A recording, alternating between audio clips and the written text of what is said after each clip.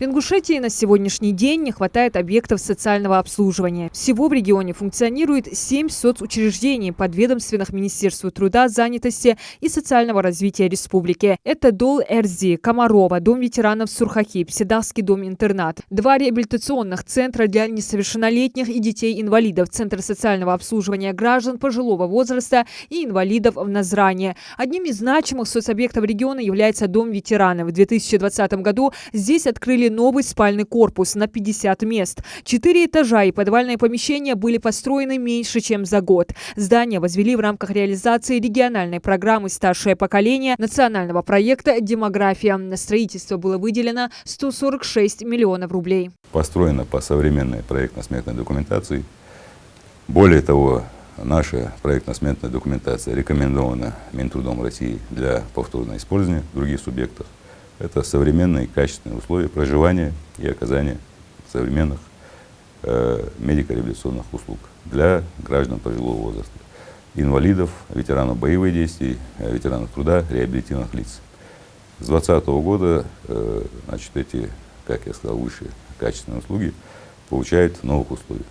Пансионат круглогодичный. Число желающих отдохнуть в доме ветеранов с каждым годом только растет. Но количество мест ограничено, и попасть получается в порядке очереди. Властями региона принято решение построить дополнительный спальный корпус в 2023 году и увеличить вместимость до 130 человек. По ходатайству главы Ингушетии Махмуда Али Калиматова проект поддержан Министерством труда России. Его реализация также послужит созданию в республике новых рабочих мест. Позволит увеличить коечный фонд и в перспективе создать в республике первое санаторно-курортное учреждение, которое будет финансироваться за счет средств федерального бюджета.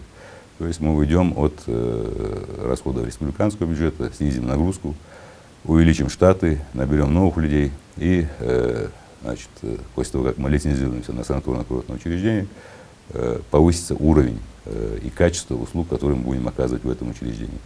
Естественно, мы сохраним определенное количество мест бесплатное для республиканских льготников, не менее 20% от коечного фонда. Остальные средства, остальные места будут реализовываться в соответствии с 44-м законом, и те, кто имеет право на государственную социальную помощь, будут получать путевки по линии социального фонда, который в 2023 году начнет работать. Ингушетия является одним из самых молодых субъектов, который продолжает развиваться и строиться. Минтруд республики разрабатывает комплекс мер по расширению сети объектов социального обслуживания. Так, в регионе в 2024 году планирует начать строительство нового центра социального обслуживания граждан пожилого возраста на территории Малгобекского района. Этот проект также был поддержан Министерством труда России благодаря участию главы республики Махмуда Али Калиматова. В новых условиях будут работать люди, в новых условиях будут получать услуги те, которые нуждаются в них. Это в 2024 году. Объем средств составит примерно по сегодняшней проектно-сметной документации 213 миллионов рублей, а по спальному корпусу, который уже построен один, и второй такой же будет построен, сумма 316 миллионов рублей. Этих средств должно хватить на строительство и укомплектование необходимыми предметами и материалами.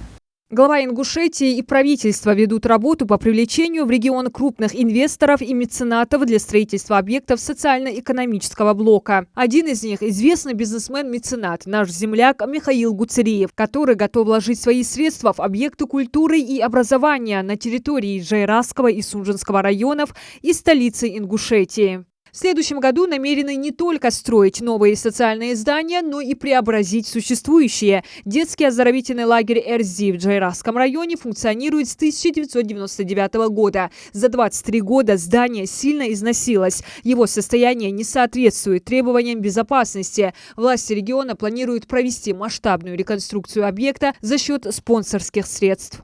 Сегодняшние проблемы перед лагерем, которые стоят, это в первую очередь спальный пищеблок на 150 человек рассчитанный. Мощность лагеря, с учетом того, что 6 лет назад нам построили новый спальный корпус, увеличилась до 500 койко-мест. Соответственно, столовая рассчитана на 150 мест, не справляется. И питание приходится организовывать в 3 смены. А это большая нагрузка на персонал.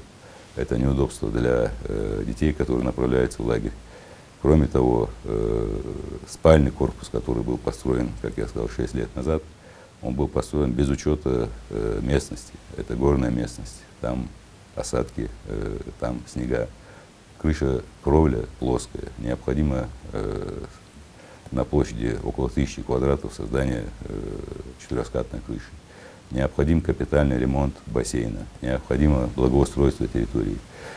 Необходимо также строительство банно-прачечного комплекса, расширение пищеблока, ограждение территорий по нормативам антитеррористической защищенности, противопожарная сигнализация, которую каждый год мы перед началом оздоровительной кампании приводим в соответствие с действующими нормативами, но тем не менее замена ее на современную сигнализацию, многие вещи пришли в негодность. Это и актовый зал, это и строительство спортивной площадки, до оснащения лагеря мягким инвентарем. Большой спектр вопросов. Кроме того, пищевое оборудование, которое было с 1999 года, не ремонтировалось. Также необходим генератор мощностью 200 киловатт. Все в совокупности это выливается в многомиллионные вложения. В этой связи глава республики пригласил известного мецената, бизнесмена Гуцериева Михаила Сауырбековича для оказания помощи лагерю. Это не инвестиции. Инвестиции подразумевают вложение средств с дальнейшим получением каких-то либо определенных дивидендов. Это благотворительная помощь. Насколько я знаю, Гуцериев Михаил Сауырбекович взял на себя обязательство оказать такую помощь республике в капитальном ремонте, реконструкции флагмана ингушского отдыха детского лагеря «Арзи». Надеюсь, что в 2023 году эти работы начнутся и к началу летней оздоровительной кампании, то есть к 1 июня 2023 года, в новых условиях начнут лагерь оказывать услуги. Вместе с тем правительство региона прорабатывает предложения, которые могут заинтересовать и других крупных инвесторов. Диана Дударова, Адам Делаков. Новости 24.